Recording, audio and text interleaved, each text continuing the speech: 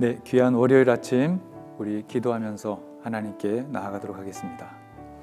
좋으신 주님 참 감사합니다. 월요일을 또 우리에게 허락하여 주시고 삶의 자리로 돌아가 주의 영광을 드러낼 수 있도록 오늘도 우리를 불러주심에 감사합니다.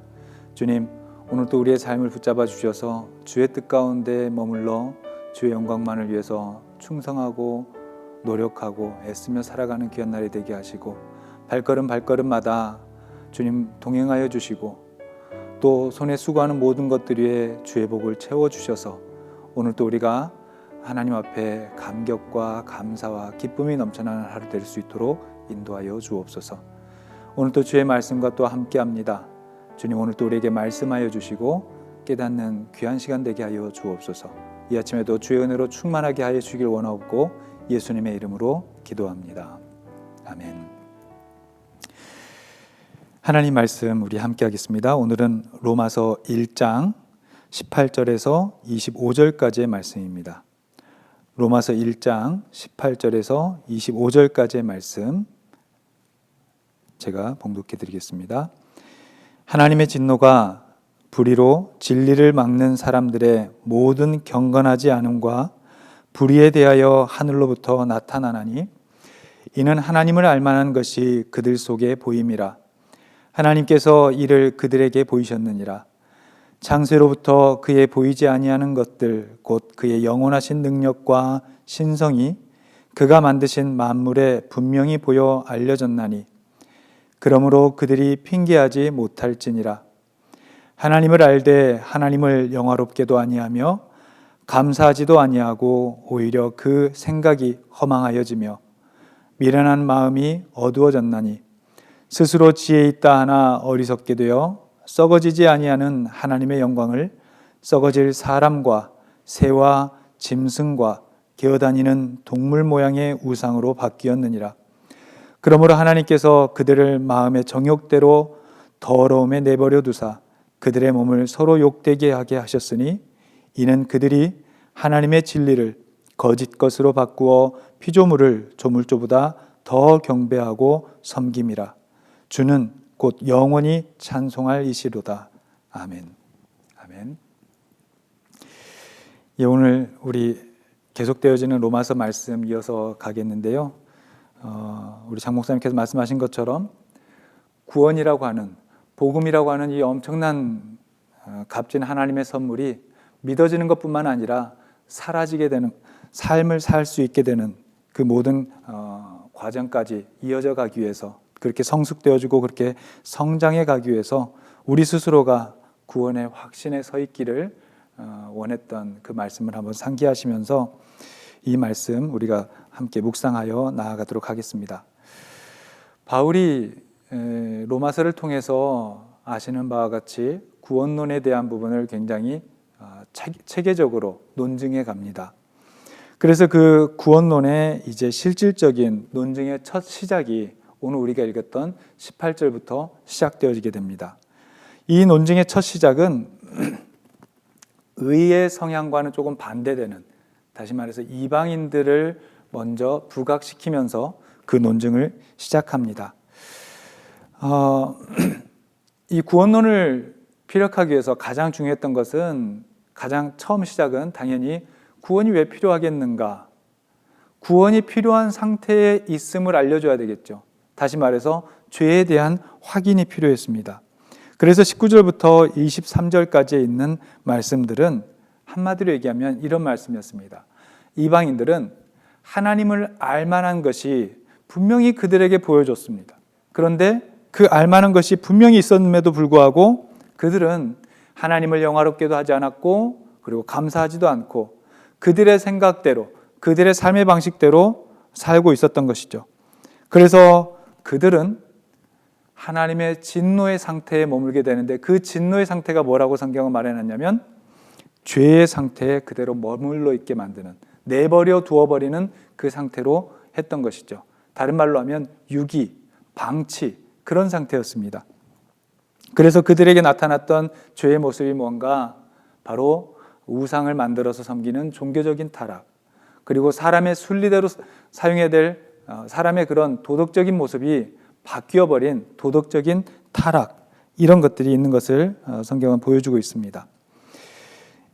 이런 것을 보여줌으로 인해서 그들이 곧 죄의 상태에 있다는 것을 확인시켰고, 그리고 그것 때문에 구원을 받을 대상자, 구원을 논할 수밖에 없는 대상자였다는 것을 말해주고 있는데요.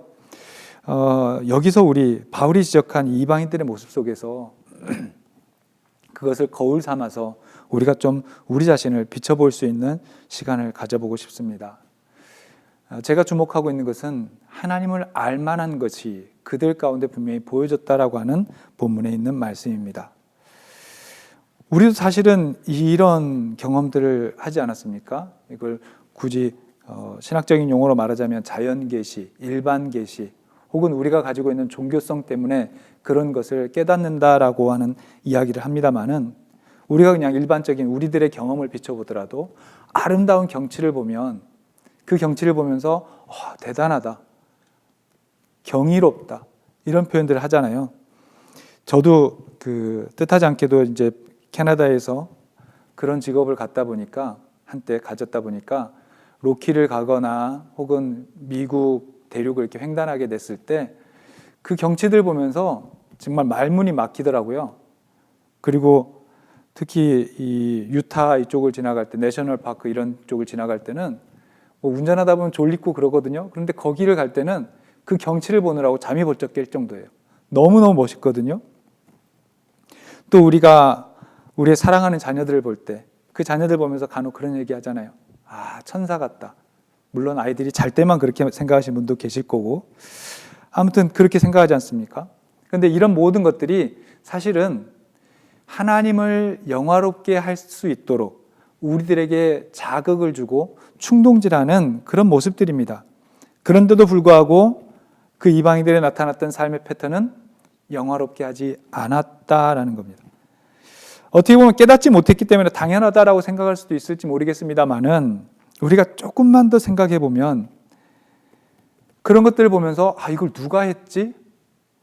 이런 생각만 해보더라도 당연히 하나님이 하셨음에 대한 깨달음이 오지 않습니까? 욥기서 38장을 보면 욥이 하나님을 향해서 친구들과 대하면서 분노하고 불평하기도 했잖아요. 그랬을 때 하나님이 이제 욥에 대해서 질문을 던질 때 첫 번째 질문이 뭐냐면, 욥아, 내가 땅에 기초를 세울 때 넌 뭘 하고 있었니? 라고 묻습니다. 아무것도 하지 않았잖아요. 욥뿐만이 아니고 우리도 다 그렇잖아요. 아무것도 하지 않았습니다. 하나님이 이 세상을 만드실 때, 그토록 위대한 것들을 창조하고 계실 때 우리는 아무것도 하지 않았지만 사실은 우리는 그걸 누리고 있거든요.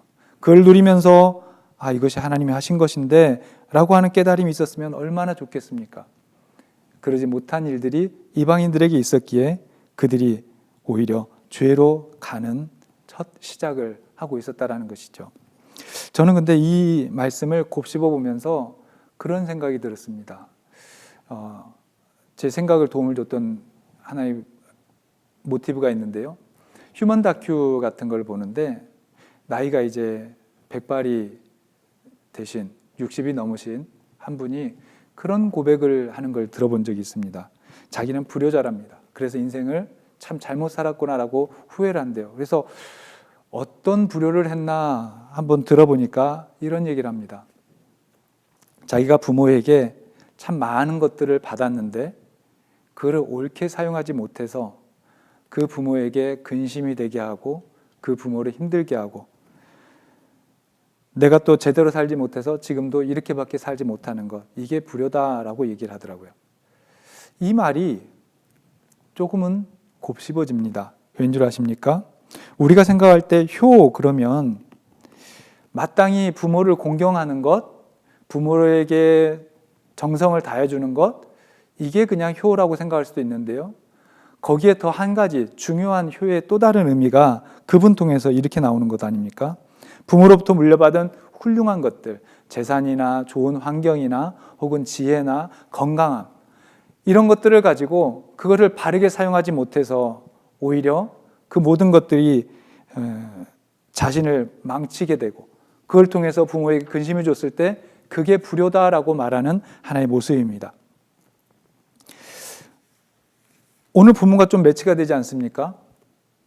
하나님께서 우리에게 기가 막히게 많은 것들을 주셨는데 그것들을 깨닫지도 못하고 그것이 하나님께로부터 온 것인지도 못하고 살아가고 있는 모습, 어떻게 보면 불효의 한 모습, 하나님을 향한 불효의 한 모습이 아니겠냐라는 것이죠. 그래서 서두에 말씀드렸던 것처럼 우리가 복음을 가지고 살면서 그것을 믿어질 뿐만 아니라 그것이 삶으로도 사라져가는, 살게 되는 그 삶을 위해서 저는 오늘 이 새벽에 두 가지의 키워드를 제공하면서 그것을 우리 가슴에 새겨서 살아봤으면 하는 제안을 드리고 싶습니다. 첫 번째는 영화롭게라는 단어입니다. 죄송합니다. 나를 통해서 하나님께서 영광을 받게 된다면 하는 그 마음입니다. 사실 그렇지 않습니까? 내가 무엇이길래 나를 통해서 하나님께 영광을 돌릴 수 있을까? 사실은 이 마음에서부터 생각해 보면 참 감격스러운 일입니다. 나를 통해서 하나님이 영광을 받으신다는 것은 고작 내 자랑, 나의 평안, 나의 안위만을 생각하면서 살아가고 있는 요즘 사람들의 삶의 패턴과 비교해 본다면 하나님을 믿는 사람, 하나님을 제대로 아는 사람은 나를 통해서 언제나 하나님이 영광 받으실 거라는 것을 기대하며 사는 삶, 그게 참 옳은 삶이 아니겠냐는 것이죠. 그래서 우리 가슴에 이 하루를 살 때 내가 하나님께 영광이 되는, 하나님을 영화롭게 하는 삶을 살아야 되겠구나라고 하는 작은 다짐이 함께 하시기를 바랍니다. 두 번째 키워드는 감사입니다. 오늘 본문에도 나와 있는 말씀인데요. 21절에 보면 하나님을 알되 하나님을 영화롭게도 아니하며 감사하지도 아니하고 라는 말이 있습니다. 불효자가 효를 하듯이 하나님을 영화롭게 하지 못한 사람들이 영화롭게 할 수 있게 되는 깨달음의 키는 역시 감사일 겁니다. 나한테 어떻게 이런 하나님의 복이 있을까? 조금만 생각해 보면 참 감사한 일 아닙니까? 특별히 시편 8편에서 시인이 고백했던 것처럼 사람이 무엇이간데 주께서 저를 생각하십니까? 이 하나만 생각해 보더라도 우리 삶에 누리고 있는 많은 것들이 얼마나 감사한지 모릅니다. 내가 뭐라고 이렇게 값진 것을 주셨지? 라고 하는 작은 질문에서부터의 시작입니다. 아이가 오늘 이 새벽 예배를 마치고 갔는데 아이가 거실에서 나와서 엄마, 아빠 하면서 웃으며 다가왔을 때 그때 얼마나 행복합니까? 그때 주님 참 나에게 이렇게 귀한 선물을 주셨군요 하고 감사하는 마음을 갖는다는 것. 또 듬직한 남편이 일터에 나갔는데 요즘처럼 사건 사고 많은 세상에서 그 남편이 안전하게 아무 일 없이 건강하게 집에 돌아와서 나 왔어 라고 얘기했을 때 감사한 것 아닙니까? 하나님이 지켜주셨으니까요. 코로나 때문에 사람들이 다들 얘기하는데 아이들도 학교를 잘 갔다 오고 그렇게 사람들과 사람들 사이에서 살아가는데 아무런 병이 없이 잘 지내서 다시 또 저녁이면 함께 웃으면서 한 식탁에 둘러앉을 수 있다는 것 참 감사한 일 아닙니까? 또 하나 생각해 볼 것은 오늘처럼 이렇게 월요일을 맞이하는데 건강하게 월요일을 맞이해서 예배할 수 있고 새 하루를 계획할 수 있고 또 당당하게 시작할 수 있다는 것도 하나님이 주신 선물들 아닙니까? 내가 뭐라고 나한테 이렇게 선물들을 하나님이 허락하셨을까 하는 마음을 가진다면 이 모든 것들이 감사일 것입니다. 불효자는 운다라고 했습니다. 그러나 효자는 부모의 무릎 아래 앉아서 그 더 많은 행복을, 더 많은 축복을 누리는 법 아닐까요? 우리 신앙인도